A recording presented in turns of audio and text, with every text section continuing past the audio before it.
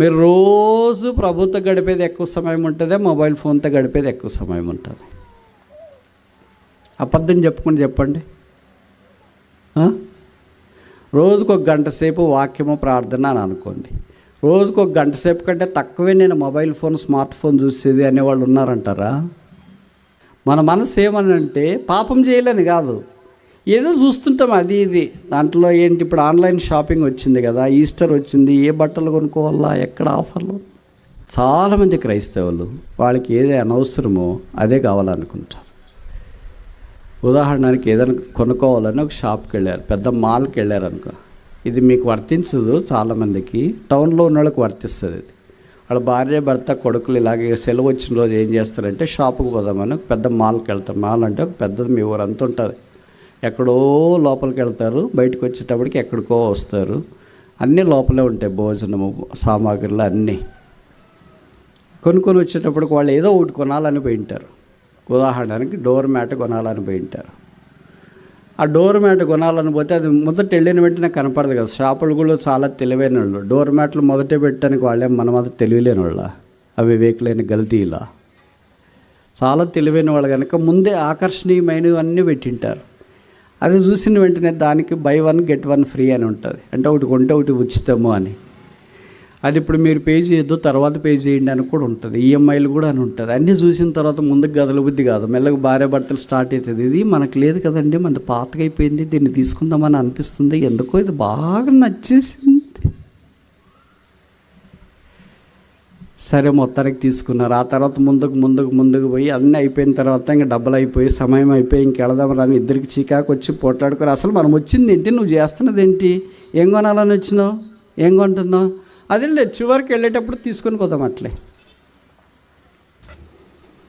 అన్నీ తీసుకున్న తర్వాత ఈ పోట్లాట్లోన చివరికి దాన్ని మరిసేసి వచ్చి కార్లో కూర్చుంటారు. ఇప్పుడు ప్రశ్నిస్తే అసలు మనం ఏం కొనాలని వచ్చినాము, ఏం కొన్నాము? What we have purchased is what we haven't thought. What we have thought to purchase is haven't purchased. ఏది కొనాలనుకున్నామో అది కొనలేదు, ఏది కొనకూడదు అనుకున్నామో ఏది ఆలోచన లేదో దాన్ని కొనేసి ఉంటాం. రోజు అయిపోయింది, డబ్బులు అయిపోయినాయి, అన్నీ అయిపోయింది. మనం నోరు తెరిస్తే చెప్పరేంటి? పక్కన వాళ్ళు ఇంక పరుగో అంటే మనం ఉదయకాలం నిద్రలో నుండి లేచిన తర్వాత పళ్ళు దోముకోలేదనే వాసన చూసి, దుర్వాసన చూసి కాదు పరిగెత్తేది, మన నోట్లో వచ్చే మాటలు చూసి పరిగెత్తారు. అబ్బా వాళ్ళు వచ్చినారా, ఆ ఎక్క వచ్చిందా, ఆ అన్న వచ్చినాడా, అసలు భరించలేం బ్రదర్. కొంతమంది నోర్లు ఫినాయిల్ వేసి కడిగినా కూడా బాగా కావట్లేదు. విశ్వాసుల సంగతి నేను మాట్లాడుతున్నా, విశ్వాసులు కాదు. ఇప్పుడు ద పవర్, యేసు సిలువ శక్తి. 5 విషయాలు ఇక్కడ ప్రస్తావించినాడు. మనకు సమయము పరిశుద్ధాత్మ దేవుడు అనుమతించే కొలది చూడటానికి ప్రయత్నం చేస్తాం. మొదటిది గలతీ పత్రిక 2వ అధ్యాయం 20 వచనం. గెలేషియన్ చాప్టర్ 2 verse 20. నేను క్రీస్తుతో కూడా సిలువ వేయబడి ఉన్నాను, ఇక జీవించువాడ నేను కాను, క్రీస్తే నా యందు జీవించున్నాడు. కనుక మొదట ఇక్కడ సిలువ సత్యం ఏంటంటే, I'm crucified with Christ, at not I but Christ liveth in మీ. నేను క్రీస్తుతో కూడా సిలువ వేయబడి ఉన్నాను. నేను అనేది క్రీస్తుతో సిలువ వేశాడు. మనం ఏం చేస్తామంటే నేను అనేది మాత్రము పక్కన పెట్టుకొని మిగతావి ఏదైనా సిలువ పర్వాలేదా అని అనుకుంటాం. నేను is a spirit of devil. ఇది సాతాను యొక్క ఆత్మ. నేను అనేది నేను కాదు, క్రీస్తు అనేది యేసు ప్రభు యొక్క ఆత్మ. ఇప్పుడు నేను కొన్ని సంగతులు చెప్తాను, మీరు కరెక్ట్గా జవాబు చెప్పాలి. మీరు జవాబు చెప్పట్లేదు, అందుకనే అసలు నేను మిమ్మల్ని రీచ్ అవుతున్నానా లేదా అని అనిపిస్తూ ఉంటుంది. రీచ్ అవుతుంటే మీరు జవాబులు చెప్తారు. నాట్ ఐ బట్ క్రైస్ట్, నేను కాదు క్రీస్తు. ఈ ఒకే ఒక మాట మీద ఒక పెద్ద బైబిల్ పండితుడు, భక్తుడు వాచ్మెన్ గారు ఒక పెద్ద పుస్తకం రాశారు. ఆ పుస్తకం చదువుతుంటే మనకు అనిపిస్తుంది క్రైస్తవ జీవితం అంటే మీడియంగా ఆలోచిస్తే, సామాన్యంగా ఆలోచిస్తే ఇంత లోతుగా ఉంటే ఇంకా పరాకాష్ఠకి వెళ్ళాలంటే ఇంకెంత. మనమేమనుకుంటామంటే రక్షణ పొందినామని ఆ తర్వాత సిలువను పక్కన పెట్టేసి మళ్ళీ సిలువ దగ్గరికి ఏం చెప్తామంటే అవసరమైనప్పుడు వస్తాం, అందాక ఇక్కడే ఉండవని. అది కాదు, రక్షణ పొందేటప్పుడు సిలువ దగ్గరికి వెళ్ళాము, రక్షణ పొందిన తర్వాత సిలువను ఎత్తుకొని మళ్ళీ ప్రయాణం చేయాలి. మనం సిలువను ఎత్తుకునే ప్రయాణం చేయం, సిలువ పక్కన పెట్టేసి ప్రయాణం చేస్తూ ఉంటాం. మళ్ళీ అవసరం అంటే సిలువ దగ్గరికి వస్తామని అంటాం. అది కాదు. I am crucified with Christ. నేను సిలువ వేయబడి ఉన్నాను. నేను కనపడేది, కనిపించేది. మనకు నేను అంటే ఎంత ఇష్టమో. నేను అనే పదం లేకుండా ఉండగలమా మనము? నేను అనే మాట ఎవరన్నారో తెలుసా? మీ అందరికీ బాగా పరిచయం అనుకుంటా. నేను చెప్పకూడదు అనుకుంటా ఇది, బట్ ఏమో చెప్పాల్సి వస్తుందేమో అని ఒకసారి అనిపిస్తుంది. సిలువ వర్తమానమే కొద్ది కష్టము.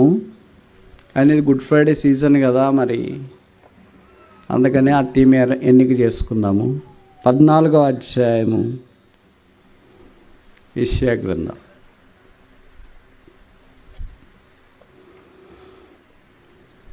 పదమూడు 14 వచనాలు. Isaiah chapter 14 verse 13 verse 14. యెషయా 14వ అధ్యాయం 13, 14 వచనాలు. నేను ఆకాశంకి ఎక్కిపోదును, దేవుని నక్షత్రములకు పైగా నా సింహాసనం నిశ్చింతును, ఉత్తర దిక్కునున్న సభాపర్వతం మీద కూర్చుందును, మేఘమండలం మీదకి ఎక్కుదును, మహోన్నతునితో నన్ను సమానునిగా చేసుకుందును అని మనసులో ఎవరమ్మా? Very good. కనుక నేను అనే ఆత్మ ఎవరు? ఇక్కడ మనకు తెలుగులో అంత స్పష్టంగా కనపడదు, కానీ ఇంగ్లీష్లో ఐయామ్ 4 సార్లు రాశారు. I will make myself, I will sit, I will equal, I will talk, I will go down, I will rise, I will is the spirit of Lucifer. ఇప్పుడు అర్థమైందా? మళ్ళా తర్వాత చెప్తా, మీరు జవాబు చెప్పాల. యేసు ప్రభు యొక్క కల్వరి శిలువ సత్యం ఏంటంటే, గెత్సెమనే తోటలోకి వెళ్ళిన తర్వాత యేసు ప్రభు వారు ఇలాగ ప్రార్థన చేసినాడు. Not my will, thy will be done. నా చిత్తమే కాదు, నీ చిత్తమే. Thy will, thy will, thy will. The spirit of Christ. క్రీస్తు ఆత్మ. నేను కాదు, నీ చిత్తం. ఇప్పుడు చెప్పండి, మనలో లూసిఫర్ ఆత్మ ఉందా, క్రీస్తు ఆత్మ ఉందా? లూసిఫర్ ఆత్మ ఏమంటుందంటే నేను, ఐ విల్ అంటుంది. క్రీస్తు ఆత్మ ఏంటంటే దై విల్ అంటుంది. ఈ రెండిట్లో మనకి ఏది ఉంది? లూసిఫర్ ఆత్మ, క్రీస్తు ఆత్మ. నేను అనేది ఉందా? నీ చిత్తం అనేది ఉందా? పేరుకి అదే ఉంది అనుకోండి. అయ్యో ప్రభా నా చిత్తం కాదు ప్రభా, నీ చిత్తమే, నువ్వేం చేస్తే అదే ప్రభా అంటాం. కానీ ఆయన ఎంత అమాయకుడంటే మనం చెప్పేవన్నీ నమ్ముతాడు, మనం చేసేవన్నీ మనం చేస్తుంటాం. మళ్ళీ దగ్గరికి వచ్చిన తర్వాత ఎవరని చెప్పినారనుకో, ప్రభా అది నీ చిత్త ప్రకారమే చేయాలనుకున్న, మరి ఏం చేస్తాం, జరిగింది, క్షమించి ఈసారి క్షమించుకో. ఇలాగ బతుకంతా ఇలాగ అయిపోయింది. ఐ విల్ అనేదే ఉంది, కానీ దై విల్ ఒక్కడ మాత్రమే ఆ మాట చెప్పగలడు. Not my will, thy will. నా చిత్తము కాదు, నీ చిత్తమే. That is the spirit of cross. Yesu శిలువ యొక్క ఆత్మ అది. నా చిత్తం కాదు, నీ చిత్తం. ఎంత కష్టం ఇది. మనం ఇలాగ అనుకుంటాం, తలస్తామా? ఈ రూపంలోనికి వస్తామా? నేను బోధించగలను, నేను పాడగలను, నేను నడిపించగలను, నేను చేయగలను. తర్వాత ఏంటి? నేను సేవకుడు, నేను బోధకుడు, నేను ఎల్డర్, నేను వంట చేస్తున్నా, నేను ఆర్గనైజ్ చేస్తున్నా, నేను లైవ్ స్ట్రీమింగ్ ఇస్తున్నా, నేను అన్నీ చేస్తా. అసలు నేను బ్రదర్ మొదటి నుండి ఉన్నది, నేను బ్రదర్ వాక్యం చెప్పేది, నేను బ్రదర్ పాడేది, నేను బ్రదర్ అన్నీ చేసేది, నేను బ్రదర్ అంటే నువ్వు సిలువ లేదు brother, out of the cross. సిలువ దగ్గర ఉన్నా. నేను కాదు, క్రీస్తు. బ్రదర్ మీరు ఆరంభం నుండి ఉన్నారంట కదా. Not me brother, Christ. నేను కాదు బ్రదర్, క్రీస్తు. అట్లా అనగలమా? అంత ధైర్యం ఉందా? అన్ని గుండెలు ఉన్నాయా అని. అపోస్తలుడైన పౌలు ఆ అనుభవంలోనికి వచ్చినాడు. ఈ క్రూసిఫైడ్ నేను అనే తను సిలువ వేసుకోవటానికి ఇష్టపడ్డాడు. కొంతమంది క్రీస్తు సిలువకు శత్రువులు ఉన్నారంట. దీని గురించి చాలా చెప్పాలని అనిపిస్తుంది, కానీ మీరు హట్ అవుతారని నాకు బాధ వేస్తుంది. ఇంకోసారి పిలువురేమో అని. ఫిలిప్పీ పత్రికలో పౌలు రాస్తాడు, there are enemies to the cross. సిలువకు శత్రువులు ఉన్నారంట. అయ్యో, సిలువకు శత్రువులు అంటే మనం ఏమనుకుంటాం, ఎవరో హీరోదేమోలే, పిలాతేమోలే, లేదా దారెముడు పోయి వాళ్ళేమోలే, రోమా సైనికులేమోలే అనుకుంటాం. కాదు, వాళ్ళంతా ఫిలిప్పీ సంఘంలో లేరు.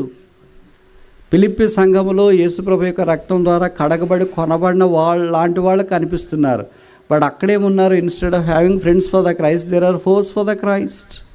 క్రీస్తు స్నేహితులు ఉండవలసిన వాళ్ళు క్రీస్తుకు శత్రువులుగా మారినట్లు వాక్యంలో మనం గమనిస్తూ ఉన్నాం. ఇప్పుడు నేను యేసుప్రభువుతో సిలువ వేయబడినానా లేదా అని ఎలాగ తెలుసుకోవాలా? లిట్మస్ టెస్ట్ ఏంటి? ఎవరికైనా ఆశ ఉంటే ఒకరిద్దరికి నేను జవాబు చెప్తా. గలతీ పత్రిక 2వ అధ్యాయం, గెలేషియన్స్ చాప్టర్ 2, గలతీ పత్రిక 2వ అధ్యాయం వర్స్ 18, 18వ వచనం. నేను పడగొట్టిన వాటిని మరలా కట్టినడలా నన్ను నేనే అపరాధినిగా కనపరుచుకుందును కదా. నేను యేసుప్రభువుతో పాటు సిలువ వేయబడ్డానా లేదా అని ఎలాగ తెలుసుకోవాలా అని ఎవరైనా ఆత్మీయులకి ఆశ ఉంటే, ఇక్కడ లిట్మస్ టెస్ట్ ఏంటంటే, ఇక్కడ పరీక్ష ఏంటంటే, if I build the things which I have destroyed earlier, then it clearly says that I am not crucified with Christ, but I expect Christ to be crucified with me. ఇది స్పష్టంగా ఏ జ్ఞాపకం చేస్తుందంటే, నేను యేసుప్రభుతో పాటు సిలువ వేయబడలేదు. యేసుప్రభుతో పాటు సిలువ వేయబడితే మళ్ళీ ఎలా కడతా? ఏది కడతా? ఏది వద్దనుకున్నానో అది పడగొట్టాను నేను ఇంతకుముందు దాన్ని. I said that it is not of Christ, ఇది క్రీస్తుకి సంబంధించింది కాదు, ఇది లోకానికి సంబంధించింది అని అన్నాము. ఇప్పుడు ఆ పడగొట్టిందే మళ్ళీ ఏం చేస్తున్నామంటే కట్టడానికి ప్రయత్నం చేస్తున్నాము. అపోజిడైన పౌలు ఇంతకుముందు నేను పడగొట్టాను, ఏది నాకు ధర్మశాస్త్రం వద్దనుకున్నాను, కులం వద్దనుకున్నాను, ప్రాంతం వద్దనుకున్నాను, భేదాభిప్రాయాలు వద్దనుకున్నాను, పక్షపాతము వద్దనుకున్నాను. I have destroyed all these things by the cross. Only cross has power to destroy all these things. చాలాసార్లు లోకం చెప్తుంది కదా, సామాజికవేత్తలు ఏం చెప్తారంటే, intercaste marriages will change the caste system. No intercaste marriage could ever change the society. No high thinking of a man could ever change the society. No logic of a human being can ever change the society. మనిషిని యొక్క జ్ఞానం కానీ, తలంపు కానీ, ఆలోచన కానీ, సామాజికవేత్తల యొక్క ప్రజ్ఞ కానీ, భావాలు కానీ, ప్రసంగం కానీ మనిషిని యొక్క తారతమ్యతలను పడగొట్టిన వాటిని కట్టకుండా ఉంచలేదు. ఒకే ఒక్కడు మాత్రమే ఆ పని చేయగలడు. ఆయన పేరు యేసుక్రీస్తు ప్రభువు. ఆ సిలువ మాత్రమే ఈ సంగతి చేయగలదు. అందుకే ఎఫెసీ పత్రికలో అన్నాడు, క్రీస్తు ఎరగని వారికి, క్రీస్తుని ఎరిగిన వారికి, అన్యులైన వారికి, యూదులైన వారికి మధ్యలో పెద్ద గోడ ఉందంట. ఆ గోడను ఆయన బద్దలు చేశాడు. ఇంతకుముందు జర్మనీకి ఒక మధ్యలో గోడ ఉండేది, ఈస్ట్ జర్మనీ వెస్ట్ జర్మనీ నుంచి. ఆ గోడ బద్దలైంది బెర్లిన్ దగ్గర. ఇప్పుడు ఇద్దరు ఏకమయ్యారు. అలాగే ఇప్పుడు కూడా చాలా గోడలు ఉన్నాయి. కులం అనే గోడ కట్టుకున్న వాళ్ళు ఇక్కడ ఎంతమంది ఉన్నారు? కట్నం అనే గోడ కట్టుకున్న వాళ్ళు ఇప్పుడు ఎంతమంది ఉన్నారు? మా వాళ్ళు అనే గోడ కట్టుకున్న వాళ్ళు ఎంతమంది ఉన్నారు? అన్నీ గోడ కట్టుకున్నారు, ఎవరు వాళ్ళు గోడ కట్టుకున్నారు. ఇంతకు ముందు రక్షణ పొందినప్పుడు ఏం చేసావు? యేసుప్రభు యొక్క సిలువ దగ్గరికి వచ్చినప్పుడు నాకు ఈ గోడ వద్దు అనే గోడను కూల్చావు. Only cross can destroy that wall. ఆ గోడను, ఆ అడ్డుబండను యేసుప్రభు యొక్క సిలువ మాత్రమే కూల్చగలదు. మనుషుని యొక్క జ్ఞానం కానీ, వివేచన కానీ ఏదీ చేయలేదు. అందుకే మీకు తెలుసు అనుకుంటా, భగత్ సింగ్ గారు ఆయన చదువుకున్న వారు, ఆయన పెళ్ళిళ్ళు చేసేటప్పుడు యూజువల్గా రకరకాల ప్రాంతాల్లో కులస్తులు వాళ్ళందరినీ తీసుకుని వచ్చి వివాహం చేసేవాడు. ఇప్పుడు అదంతా ఎగిరిపోయింది. మా వాళ్ళే బ్రదర్ ప్రార్థించి, మాకేం ఇష్టం లేదు కానీ మా ఇంట్లో మా అమ్మ నాన్న చేసుకోమని ఏం చేయాలి? కట్నం తీసుకోవాలని నాకేం అస్సలు ఇష్టం లేదు కానీ మా అమ్మ నాన్న చెప్తే ఏం చేయాలి? బంధువుల కొరకు, సమాజం కొరకు ఇరుగు పొరుగు వారికి వాళ్ళ కొరకు బతకండి. Don't live for Christ. Don't tell others that you are living for Christ. Tell to the world that you are living for your parents, living for the society, living for the relatives, living for your caste, living for all the things which you had destroyed earlier. ఇంతకుముందు నాకు ఈ సంబంధం వద్దు, ఈ బాంధవ్యాలొద్దు, నాకు ఒకే ఒక సంబంధం, సిలువ సంబంధం, యేసు రక్త సంబంధం, యేసు యొక్క ప్రేమ సంబంధంలో నేనున్నాను. ఇంకా ప్రేమ సంబంధానికి మించిన సంబంధం ఏది లేదనుకొని వచ్చినావు. ఇప్పుడు రోజులు గడిచే కొలది తిరిగి ఏది వద్దనుకున్నావో, ఏది నిరాకరించావో, ఏది తృణీకరించినావో, ఏదే వ్యసనం అనుకున్నావో, దేంట్లో నుండి బయటపడ్డావో, ఏది బంధకాలు అనుకున్నావో, ఇప్పుడు ఏమనిపిస్తుంది? అదే కావాలి. కుక్క వాంతి చేసుకుని తిరిగి వాంతి దగ్గరికి వచ్చినట్లు పంది బురదలో బొర్లేసి తర్వాత పోయిన తర్వాత స్టార్ హోటల్ దాన్ని షెరటన్లో కట్టినా, హిల్టన్లో పెట్టినా, తాజ్ హోటల్లో పెట్టినా, డవ్ షాంపూ వేసినా, డవ్ ఏంటిది పౌడర్ కొట్టినా, డవ్ సోప్ పెట్టి రుద్దినా, దానికి డవ్ టవల్ పెట్టి రుద్దినా, దాన్ని కుర్లాన్ బెడ్ మీద పెట్టినా, గుడ్ నైట్ అని దానికి చెప్పినా, హోటల్లో నుండి బయటకు వచ్చి పక్కన ఏ వైపు చూస్తుంది తెలుసా? మూసినది ఎక్కడుంది వెళదామని చూస్తుంది. ఇది నాన్న విశ్వాసుల యొక్క సంగతి అలాగే ఉంది. ప్రభు ఎక్కడో పడి చెడిన మన దగ్గరికి వచ్చినాడు. సిలువ ప్రేమ మన దగ్గరికి వచ్చింది. పాతాళంలో పడి చెడి దుర్గతిలో దేవోగ్రతకు పాత్రమైనప్పుడు సిలువ రక్తం ద్వారా కడగబడి శుద్ధీకరించబడ్డాం. దేవుడు లేపి బండ మీద నిలువబెట్టాడు. ఇక పాత సంగతులు వద్దు.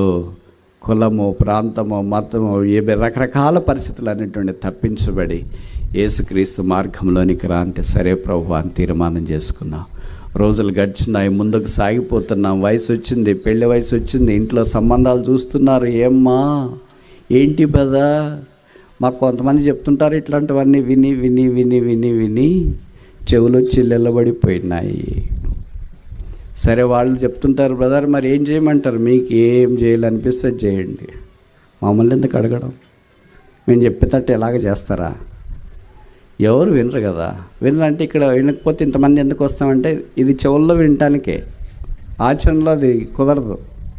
ఎందుకంటే మీరు మస్తు చెప్తారు బ్రదర్, అక్కడికి వెళ్ళిన తర్వాత సమాజంలో చాలా తేడాలు కనిపిస్తాయి. అసలు తెలియదు ఈ లోకంలో ఎవరు జీవిస్తారు అనుకున్నారు అలాగా. భక్సింగ్ గారి ద్వారా దేవుడు అనుగ్రహించిన ఈ పరిచర్లు ఆ గోడలన్నిటిని ఆయన కూల్చివేసి క్రీస్తు మాత్రమే ఆయన ప్రదర్శించినాడు. అందుకే I'm crucified with Christ, at not I but Christ liveth in మీ. నేను క్రీస్తు కూడా సిలువేయబడి ఉన్నాను. నేను జీవించేవాడని నేను కాదు. ఎవరు లేదు, మన దగ్గర జవాబు లేదు. వాస్తవం ఇది. ఇక జీవించేవాడను నేను కాదు, క్రీస్తు అని చెప్పేది లేదు. ఇక జీవించేవాడు క్రీస్తు కాదు, నేనే. క్రీస్తు అలాగ జీవిస్తాడా? మనం జీవించినట్లు, ఈరోజు జీవించినట్లు. క్రీస్తు అలాగ ఆలోచిస్తాడా? ఈరోజు మనం ఆలోచిస్తున్నట్లు. క్రీస్తు అలాగ కనపరుచుకుంటాడా? ఈరోజు మనం కనపరుచుకున్నట్లు. క్రీస్తు అలాగ నోరేసుకుని పడతాడా? ఈరోజు మనం నోరేసుకుని పడుతున్నట్లు. యేసుక్రీస్తు ప్రభు వారు నోడుతూనే 33.5 సంవత్సరాలు రాజ్యమేలాడా? ఆయన నోరు తెరవలేదు. ఆయన తెరిస్తే ఎలాగుంటుంది? మత్తయి సువార్త 5వ అధ్యాయం 2వ వచనంలో ఆయన నోరు తెరిచి లాగు బోధింపసాగాను. ఆయన నోరు తెరిస్తే ధన్యతల వర్షం ధారావాహికంగా కురిసిపోయింది. ఆత్మవిషయమై దీనిలైన వారు ధన్యులు, హృదయశుద్ధి గలవారు ధన్యులు, ఆకలి దప్పులు గలవారు ధన్యులు, నీతి కొరకు హింస పొందేవారు ధన్యులు, ధన్యులు, ధన్యులు, ధన్యులు, ధన్యులు. ఆయన నోరంతా ధన్యతలే. మనం నోరు తెరిస్తే చెప్పరేంటి? పక్కన వాళ్ళు ఇంక పరుగో అంటే మనం ఉదయకాలం నిద్రలో నుండి లేచిన తర్వాత పళ్ళు దోముకోలేదనే వాసన చూసి, దుర్వాసన చూసి కాదు పరిగెత్తేది. మన నోట్లో వచ్చే మాటలు చూసి పరిగెత్తారు. అబ్బా వాళ్ళు వచ్చినారా, ఆ ఎక్క వచ్చిందా, ఆ అన్న వచ్చినాడా, అసలు భరించలేం బ్రదర్. కొంతమంది నోరులో ఫినాయిల్ వేసి కడిగినా కూడా బాగా కావట్లేదు. విశ్వాసుల సంగతి నేను మాట్లాడుతున్నా, విశ్వాసులు కాదు. నేను ఈ మాట అంటే ఒక దగ్గర అన్నారు, ఒక బ్రదర్ వచ్చి అయిపోయిన తర్వాత, బ్రదర్ లైసిరీలు వేసి కడిగితే బాగైతుందా? ఇది బాగైదు ఒకటి యేసు రక్తం. యేసు రక్తానికి వెలుపట మనం బాగా కాలేం. సిలువకు వెలుపటి మనం బాగు కాలేం, కానీ బాగుపడాలని ఆశ ఉంటే ఎంత బాగుంటాం. ఈ దృశ్యము మనము చూపించలేకపోతాం. మన అనుదిన జీవితంలో, మన మాటల్లో, మన ప్రవర్తనలో, మన బ్రతుకుల్లో, మన ప్రయాణంలో రకరకాలుగా ఉండాలని ఊహించుకుంటాం. ఇది క్రీస్తు మార్గం కాదేమో. పౌలును చూచిన వారు ఇది దైవ మార్గం అని వారు గుర్తించినారు. అందుకే నేను చాలాసార్లు ఇది చదువుతున్నప్పుడు అనుకుంటా, ప్రభు ఈ బైబిల్ నాకేనా? Is it for me? మరి నాకైతే నేను ఈ మాట చెప్పలేకపోతున్నానే. నేను క్రీస్తు కూడా సిలువ వేయబడి ఉన్నా, నీకు జీవించేవాడు నేను కాను, క్రీస్తే అని చెప్పలేకపోతున్నానే. ఇక జీవించేవాడు క్రీస్తు కాదు నేనే అని చెప్పమంటే చెప్తా ఎంతసేపు అయినా. Not Christ but me. Bible అలాగే చెప్పట్లేదు, నాట్ మీ బట్ క్రైస్ట్. ఇప్పుడు బ్రతికేది మనం కాదు, మనలో ఉన్న క్రీస్తు. అందుకే అలాగే సిలువ వేయబడ్డమా లేదా? రెండవ లిట్మస్ టెస్ట్ చెప్పనా? మీకు ఇష్టమైతే ఎవరన్నా కొంతమంది ఉంటారు కదా, నేను కూడా అలాగ బతకాల క్రీస్తు వలె అనుకునే వాళ్ళకి 3వ అధ్యాయం 2వ వచనం, గలతీ పత్రిక, గలేషియన్స్ చాప్టర్ 3 verse 2. గలతీ పత్రిక 3వ అధ్యాయము 1వ వచనమే చదువుతా. ఓ అవివేకులైన గలతీలారా, మేమని ఎవడు భ్రమపెట్టెను? సిలువ వేయబడిన వాడైనట్టుగా యేసుక్రీస్తు మీ కన్నుల ఎదుట ప్రదర్శింపబడెను కదా. ప్రదర్శన అంటే తెలుగులో బాగా రాసినారు, ఇంగ్లీష్లో మీకు చాలామందికి తెలుగు రాదు కదా, నేను ఇంగ్లీష్లో చెప్తా మీకు అర్థమవుతుంది. ప్రదర్శన అంటే ఏంటంటే ఎగ్జిబిషన్. ఎగ్జిబిషన్ పెట్టిన టికెట్ తీసుకుని పోతారు కదా లోపలికి, రకరకాలు ఉంటాయి కదా ఎగ్జిబిషన్లో.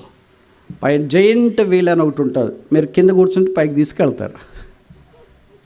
ఇక సైడ్కి రైలు మాదిరి తీసుకెళ్తూ ఉంటారు. భోజనం చేసే కొన్ని ఉంటాయి, అంటే భోజన ప్రియులకి. బొమ్మలు కొనుక్కునే వాళ్ళకి బొమ్మలు, బట్టలు కొనుక్కునే వాళ్ళకి ఇలాగ రకరకాల. ఉదయం వెళితే సాయంకాలం దాకా కూడా తెలియదు. ఏం తెలియదు అంటే టైము. సాయంకాలం అయిన తర్వాత తెలుస్తుంది, డబ్బులు అయిపోయినా, టైం అయిపోయింది, శక్తి కూడా అయిపోయింది, ఇంటికి పోదామని. ఎగ్జిబిషన్ అంతా తిరిగేసి వస్తున్నారు. యేసుక్రీస్తు ప్రభువు కూడా మన జీవితంలో అలాగ ప్రదర్శించబడాలండి. Exhibit Christ in our life. మన మాటల్లో, మన ప్రవర్తనలో, మన క్రియల్లో, మన దాంట్లో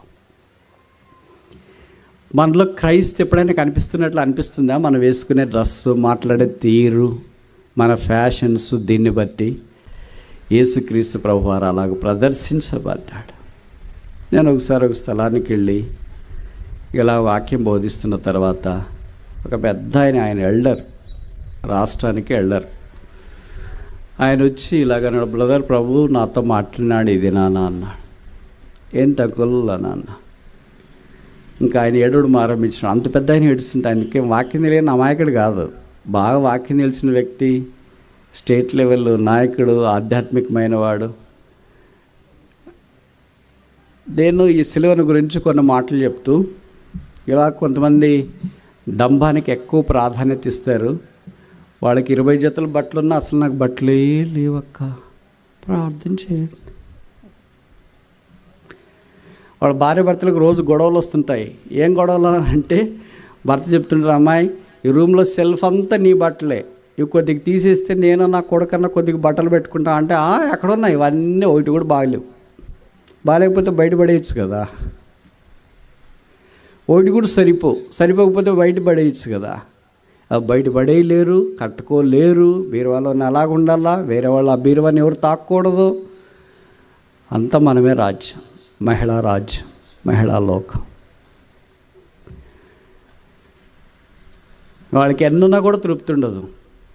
నేను అనుకుంటే వాళ్ళు పరలోక రాజ్యానికి వెళ్ళిన తర్వాత కూడా ప్రభువు అడిగాడు అనుకో, అమ్మాయి నీ కోరిక ఒక్కటే ఒకటి నేను తీరుస్తాను, ఏదైనా ఉంటే కోరుకో అని అంటే ఏం కోరుకుంటారు? నేను ఇదే అనుకుంటా, చందన బొమ్మ నాకు ఒకసారి తీసుకెళ్ళు ప్రభు, లలితా జ్యువెలరీ కన్నా తీసుకెళ్ళు ప్రభు, కళ్యాణ్ కన్నా తీసుకెళ్ళు ప్రభు, జైన్ కన్నా తీసుకెళ్ళు ప్రభు. ఏంటి ఇలాంటి కోరికలు వచ్చినాయి, మందిరికి తీసుకెళ్ళవను అని చెప్పట్లేదు ఏంటి? అని అంటే అక్కడ అంతా ఉండేసి వచ్చిన మా సేవకుడు మా సంఘ పెద్దలు వాళ్ళ సంగతి ఇప్పుడు చెప్పాలంటే పెద్ద కథ అదంతా మేము ఇంకేం వద్దు ప్రభా, నువ్వు ఒక్కడున్నావు నాకు చాలు. ప్రభు మన స్థానంలో ఉంటే, మనం ఆయన స్థానంలో ఉంటే ఇలాగే స్పందిస్తామా? చాలామంది క్రైస్తవులు వాళ్ళకి ఏది అనవసరమో అదే కావాలనుకుంటారు. ఉదాహరణకి ఏదైనా కొనుక్కోవాలని ఒక షాప్కి వెళ్ళారు, పెద్ద మాల్కి వెళ్ళారు అనుకో. ఇది మీకు వర్తించదు, చాలామందికి టౌన్లో ఉన్న వాళ్ళకి వర్తిస్తుంది.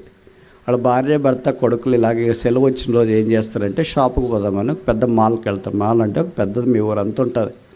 ఎక్కడో లోపలికి వెళ్తారు, బయటకు వచ్చేటప్పటికి ఎక్కడికో వస్తారు. అన్నీ లోపలే ఉంటాయి, భోజనము సామాగ్రిలు అన్నీ.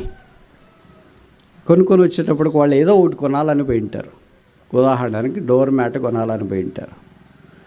ఆ డోర్ మ్యాట్ కొనాలని పోతే అది మొదట వెళ్ళిన వెంటనే కనపడదు కదా. షాపులు కూడా చాలా తెలివైన వాళ్ళు. డోర్ మ్యాట్లు మొదటే పెట్టడానికి వాళ్ళే మన మాత్రం తెలియలేని వాళ్ళ, అవి వేయలేని గల్తీలా చాలా తెలివైన వాళ్ళు కనుక ముందే ఆకర్షణీయమైనవి అన్నీ పెట్టింటారు. అది చూసిన వెంటనే దానికి బై 1 get 1 ఫ్రీ అని ఉంటుంది. అంటే ఒకటి కొంటే ఒకటి ఉచితము అని.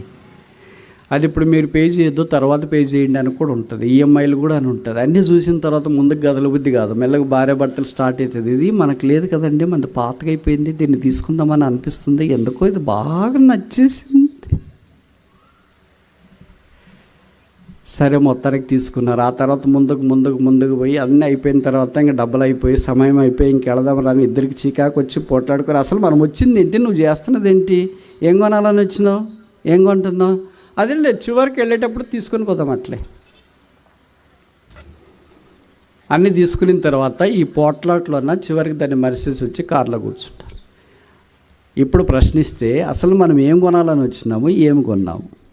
What we have purchase is what we haven't thought. What we have thought to purchase is haven't purchased. ఏది కొనాలనుకున్నామో అది కొనలేదు, ఏది కొనకూడదు అనుకున్నామో ఏది ఆలోచన లేదో దాన్ని కొనేసి ఉంటాం. రోజు అయిపోయింది, డబ్బులు అయిపోయినాయి, అన్నీ అయిపోయింది. అలా ప్రభు చేస్తాడంటారా మీరు? అలాగ చేసేవాళ్ళం ఎంతోమంది ఉన్నాం. డబ్బులే కాదు, షాపే కాదు, మన జీవిత బ్రతుకులే కాదు, ఇంకెన్ని విషయాలు చూసినా అలాగే కనిపిస్తూ ఉంటాం. ఆయనకి సుమారు కోట్లు అంటే డబ్బులు కోట్లు కాదు, మామూలుగా వేసుకుంటారు కదా, ఆ కోట్లు ఆయనకి 20 దాకా ఉంటాయి.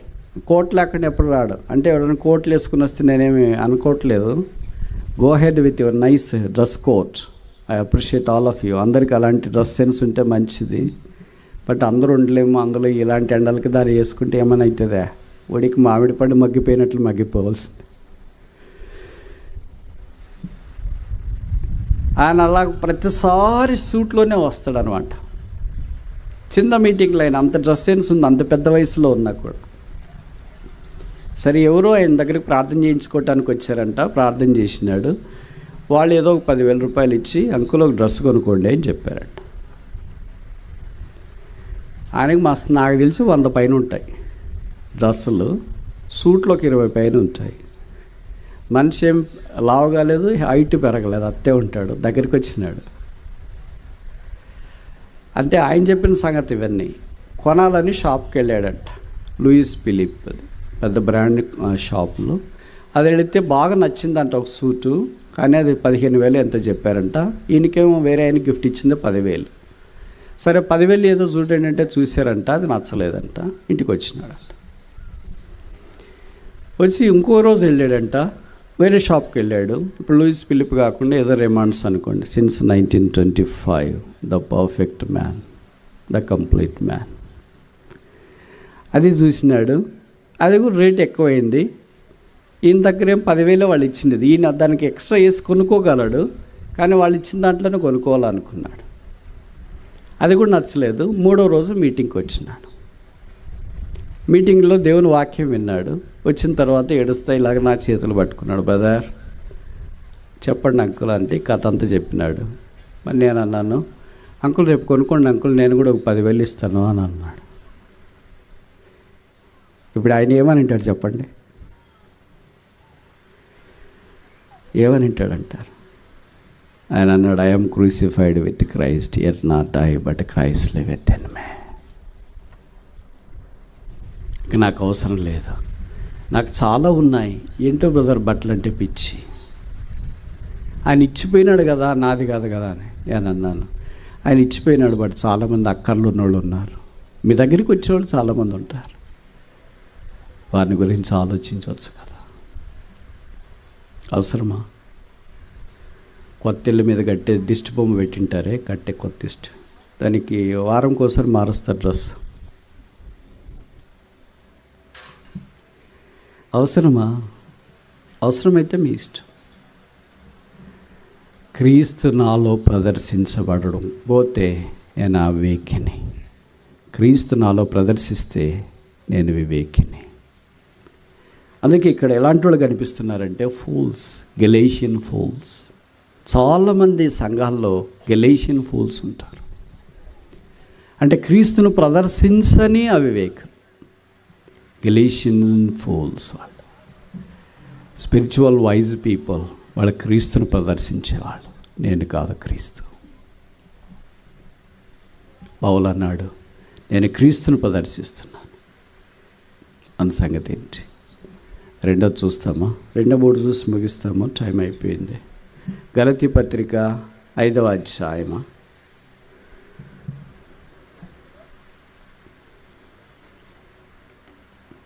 24, తెలుగులో 23, 24 కలిసి ఉన్నాయి. గెలేషియన్ చాప్టర్ 5 verse 24.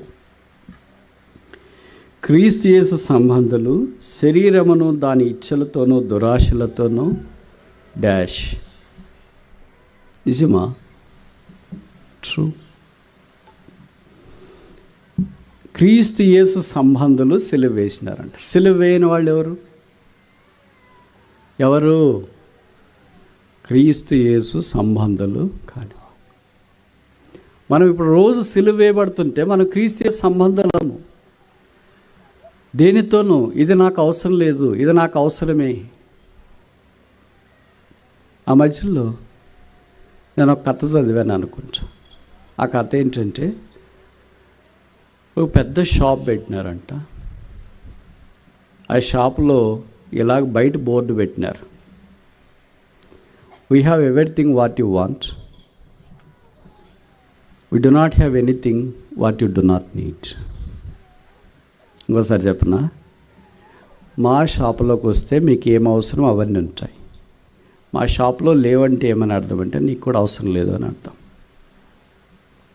అలాంటి షాపులు ఉంటే ఎంత బాగుంటుంది. ఆ షాపుకు పోతే మనకేం అవసరం అవే ఉంటాయంట. దాంట్లో లేదంటే అర్థమేంటి? అది మనకు అవసరం లేదు. ఈశ్వరులకు షాపుల్లో ఏముంటాయంటే ఏది మనకు అనవసరమో అదే ఉంటాయి, ఏది మనకు అవసరమో చాలా అరుదుగా ఉంటాయి, ఎక్కడో ఉంటాయి దూరం. మనం దానికి ఎతకాల, ఇది ఎక్కడుంది, ఇది ఎక్కడుంది, ఇది ఎక్కడుంది అని అంటే అప్పుడు వాళ్ళు చెప్తారు డిమార్ట్లో చివరికి వెళ్ళండి, లెఫ్ట్ సైడ్ వెళ్ళండి, రైట్ సైడ్ వెళ్ళండి అని చెప్తా ఉంటారు. మనకు ఒకటే అవసరం, క్రీస్తు. క్రీస్తు యేసు సంబంధాలు శరీరమును. మొదటిది ఏంటి? Paul crucified I. రెండవది ఏంటి? Paul crucified flesh. శరీరమును. శరీరం ఏం చేస్తుందంటే నేను బాగా కనపరుచుకొని చెప్తాను. కనపరుచుకుంటే ఎగ్జిబిషన్ చేయని కాదు, మనమే అంతా. నేను లేకపోతే ఏం ring leader, gang leader, dash leader, అన్ని లీడర్ నేనే అని అనుకుంటా. నేను కాదు క్రీస్తు అనుకుంటే ఎంత బాగుంటుంది. అందుకే దేవుని మందిరంలో మనం కప్పుకోవటానికి దేవుడు అధిక ప్రాధాన్యత ఇవ్వాలనుకో. కప్పుకోవడం అంటే శరీరము, బట్టలు, దీని గురించి నేను మాట్లాడట్లేదు. ఇది ఎలాగో మనం చేసుకుంటున్నాం. అందులో సిటీలోనైతే అది ఇష్యూ ఉంటుంది, కానీ మాది చిన్న గ్రామాల్లో అది ఇష్యూవే కాదు. యెషయా గ్రంథం 6వ అధ్యాయంలో సెరాపులు ఉన్నారు. సెరాపులు అని తెలుగు బైబిల్ ఒకటేసి కింద రాశారు మహాదూతలు అని. అంటే బర్నింగ్ బీయింగ్స్ అంట, మండే జీవులు అని సెరాపులు అంటే అర్థం. వాళ్ళకి 6 రెక్కలు ఉన్నాయంట ఒక్కోళ్ళకి. 6 రెక్కలతో ఏం పని ఉంటుంది? మామూలుగా 2 రెక్కలే ఉంటాయి కదా. ఏ పక్షికైనా 2 రెక్కలే ఉంటాయి. కాకికి 2 ఉన్నాయి, తర్వాత గబ్బిలానికి అలాగే ఉంటాయి, తర్వాత పక్షిరాజుకి అలాగే ఉంటాయి, చిలుకకి అలాగే ఉంటాయి. దేనికైనా ఎన్ని రెక్కలు ఉంటాయి? 2 రెక్కలు ఉంటాయి. మరి వీరికి 6 రెక్కలు ఉన్నాయేంటి? ఈ 2 రెక్కలతో పక్షులు ఏం చేస్తాయి? ఎగురుతాయి. మరి వీళ్ళు 6 రెక్కలతో వీళ్ళు ఏం చేయాలా? వాళ్ళు కూడా ఎగరాల. కానీ 6 కాదు వాడేది, 2 వాడేది. మిగతా 4 ఏం చేయాలా? 2 కాళ్ళు కప్పుకోవాలా, 2 ముఖం కప్పుకోవాలి. అంటే కప్పుకునేకి ఎన్ని రెక్కలు, ఎగిరెక్కి ఎన్ని? ఇప్పుడు చెప్తాను, మీరు జవాబు చెప్పండి. ప్రశ్న అడుగుతా. ఇప్పుడు మనం కప్పుకునేకి ఎన్ని రెక్కలు వాడతాం, ఎగిరెక్కి ఎన్ని వాడుతున్నాం? ఎగిరేది కూడా వాళ్ళ కొరకు ఎగరట్లేదు. ఆయన పరిశుద్ధుడు పరిశుద్ధుడు పరిశుద్ధుడు అని ఆయన స్తుతించడానికి వాడుతున్నారు ఆ 2 రెక్కలు. మిగతా 4 రెక్కలు అంటే లైన్ షేర్, ఎక్కువ భాగము వారిని కప్పుకోవటానికి. దేవతలకి ఏముందండి కప్పుకోవటానికి? రక్తమాంసాలు అస్సలే లేవు. వారు మహాదూతలని బైబిల్లో రాసినారు, శరాపులని. వాళ్ళు కప్పుకోవాల్సిన అవసరం ఏముంది? ఏం కప్పుకోవాలి వాళ్ళు? శరీరం అన్న ఉంటే మన మాదిరి శరీరం ఉందిలే కప్పుకోవటానికి అని అనుకోవచ్చు. వాళ్ళు స్పిరిచువల్ బీయింగ్స్ కదా, వాళ్ళు ఆత్మీయమైన వాళ్ళు కదా, దేవదూతలది కదా, వాళ్ళు పరలోక రాజ్యంలో ఉండేవాళ్ళు కదా, దేవునితో ఉండేవాళ్ళు కదా, నిత్యం ఉండేవాళ్ళు కదా, మానక ఆయన్ని ఆరాధించేవాళ్ళు కదా. వాళ్ళు కప్పుకునే కూడా ఏముంది? కాళ్ళ కప్పుకోవాలంట, ముఖం కప్పుకోవాలంట. ఆ 2 ఎందుకు కప్పుకోవాలి? కాళ్ళే జ్ఞాపం చేస్తున్నాం, నడక. ముఖమే జ్ఞాపం చేస్తుంది, మాట. మాట నడక ప్రాముఖ్యం. అందుకే 6000 సంవత్సరాల మానవ చరిత్రలో మహాజ్ఞాని అయిన సొలొమోను ప్రసంగికి రాస్తా 5వ అధ్యాయం 1వ వచనంలో అన్నాడు, నీవు దేవుని మందిరమునకు వెళ్ళినప్పుడు బట్టలు జాగ్రత్త అమ్మా అని చెప్పాడా? చెప్పులు జాగ్రత్త అని చెప్పాడా? మనమైతే ఏం చెప్తాము? ఎవరైనా మీటింగ్కి వెళ్తుంటే, అమ్మాయి చెప్పులు జాగ్రత్త, ఎక్కడంటే అక్కడ వదిలే, కొత్త కొన్నాము, దగ్గర పెట్టుకో. ఇంకా కొంతమంది చెప్తారు, వాటర్ బాటిల్ జాగ్రత్త, ఎక్కడంటే ఇక్కడ పడేసేవు జాగ్రత్త. ఎన్ని జాగ్రత్తలు చెప్తాం. వాటర్ బాటిల్ జాగ్రత్త, చెప్పులు జాగ్రత్త. ఆ చెప్పులు కుక్కలు కూడా తీసుకుపోవు, తెలుసు కదా మీకు. ఎందుకంటే ప్లాస్టిక్ తినవు, చర్మం ఉంటేనే తింటాయి అవి. అవి కూడా తీసుకెళ్ళని చెప్పులు మనమేమి జాగ్రత్త అంటాము. వాటర్ బాటిల్ అది కుక్క అసలు తీసుకెళ్ళదు, నువ్వు ఫ్రీ ఇచ్చినా కూడా తీసుకెళ్ళదు. వాటర్ బాటిల్ తీసుకెళ్ళదు, చెప్పులు తీసుకెళ్ళదు, మన దగ్గర ఏది కుక్క తీసుకెళ్ళదు. అందుకే చూడండి కుక్కలు రావు. పాతకాలంలో పల్లెల్లో కుక్కలు మన వెంటబడేవి, ఎందుకంటే ఏదో ఒకటి వాళ్ళకి ఉపయోగకరమైన ఉండేవి. ఇప్పుడు వాళ్ళకి అర్థమైపోయింది మనిషితో ఏం ఉపయోగం లేదు. Is not even useful for dogs. అట్లా అనుకుని భవిష్యత్తు దగ్గరికి రావట్లేదేమో. ఎప్పుడైనా ఇలాగ చెప్పామా? ప్రవర్ధన జాగ్రత్త. ప్రవర్ధన అంటే అక్కడే రాశారు. మళ్ళీ ప్రవర్ధన అంటే ఏమనుకుంటామో అన్నట్టుగా మాటలు, మన మాటలు కోటలు దాడుతుంటాయి కొంతమంది. పౌలు అన్నాడు, క్రీస్తు సంబంధులు శరీరమును సిలువ వేసినారు. ఇప్పుడు మన సంగతి ఏంటి మరి? క్రీస్తు బిడ్డలైన వారు యేసుక్రీస్తు ప్రభువు వలె should be down to earth, normal, very simple. Simplicity is the hall mark of Christianity. It is synchronising with the cross. సామాన్యమైన క్రైస్తవ జీవితము క్రైస్తవునికి ప్రాముఖ్యమైనది, అది సిలువ మార్గం. ఎనీథింగ్ అబ్నార్మల్, మనమేమనుకుంటామంటే అందరూ ఉన్నట్లు ఉండకూడదు, నేను స్పెషల్, మా అమ్మాయి స్పెషల్, మా అబ్బాయి స్పెషల్, మా ఆయన స్పెషల్, మా ఆవిడ స్పెషల్. స్పెషల్ అంటే ప్రార్థనలోనా, ఆరాధనలోనా, సువార్తలోనా, సేవలోనా, చెమట గాడ్చట్లోనా, కన్నీరు గాడ్చట్లోనా, ప్రభు కొరకు జీవించట్లోనా కాదు. నోట్లో స్పెషల్, దేంట్లో స్పెషల్ కాదు. తమను తాము కనపరుచుకునే దాంట్లో స్పెషల్. ఇవన్నీ ప్రభు యొక్క శిలువకు వ్యతిరేకమైనవి. 3వది చూసి ముగిస్తామా? 6వ అధ్యాయం 14వ వచనం. ఆ తర్వాత భాగం గెలేషియన్ చాప్టర్ 6 వర్స్ 14. ఆఖరి వరుస, నాకు లోకమునకు నేను సిలువేయబడిన, క్రూసిఫైడ్ విత్ ద వాల్. లోకము, యేసుప్రభు అన్నాడు, నేను ఈ లోకంలో ఉన్నాను, బట్ నేను లోక సంబంధిని కాదు. The world has nothing to do with me. యేసుప్రభు చెప్పిన మాట, లోకమునకు నాకు సంబంధమే లేదు. నేను లోక సంబంధిని కానట్టు మీరును లోక సంబంధులు కారు. మనల్ని చూసి ఎవరైనా ఇలాగంటారా? మీరు ఈ లోకానికి అసలు ఉండాల్సిన వాళ్ళు కాదని. మనల్ని చూసి ఏమంటారు తెలిసిన? ఈ లోకంలో కరెక్ట్ ఉండాల్సిన వాళ్ళు మీరే. అలా కాదు. యేసుప్రభు ఏంటి?